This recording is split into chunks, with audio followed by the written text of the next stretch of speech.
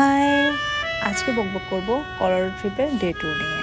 সকাল সকাল ব্রেকফাস্ট করে আমরা রওনা দিলাম স্প্রিংয়ের খুবই ইন্টারেস্টিং একটা destination, yes, garden of the গডসের দিকে। আমাদের হোটেল থেকে গার্ডেন অফ দ্য গডস অনেকটা 30 মিনিটস কি 40 মিনিটসের ডিস্টেন্সে ছিল এবং রাস্তার দুই সাইডের ভিউ ছিল এরকম। খুবই অসাধারণ একটা ট্রিপ ছিল এবং দূর থেকে গার্ডেন অফ দ্য গডস দেখতে এরকম লাগতেছিল। আমরা অনেকটা পার্কিং লটের কাছাকাছি চলে আসছিলাম। এই যে গার্ডেন অফ দ্য গডসে ঢুকতেছি। ইউএসএতে আসার পরে এখনো পর্যন্ত যতটুকু ঘুরছি এইটুকু বুঝছি যে কোনো ডেস্টিনেশনে আর্লি মর্নিং পৌঁছাতে হবে, আনলেস আমাদের পার্কিং পাইতে খুবই প্যারা খাওয়া লাগবে। তো এখানে পার্কিং টার্কিং সেরে আর্লি মর্নিং পৌঁছেছিলাম। পার্কিং টার্কিং সেরে আমরা ওয়াচ টাওয়ার থেকে ভিউটা দেখতেছিলাম সবাই।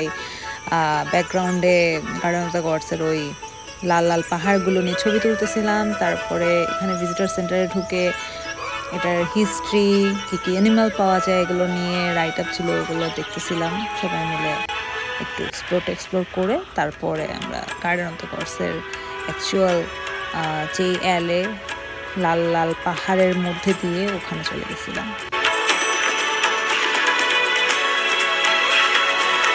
গার্ডেন অফ দ্য গডসের হিস্ট্রি নিয়ে যদি একটু কথা বলি, প্রথমত এই আইকনিক লাল লাল রক ফরমেশনটা হয়েছে রকি মাউন্টেনের বছরের পর বছর ধরে হয়ে আসা ইরোশনের ফলে।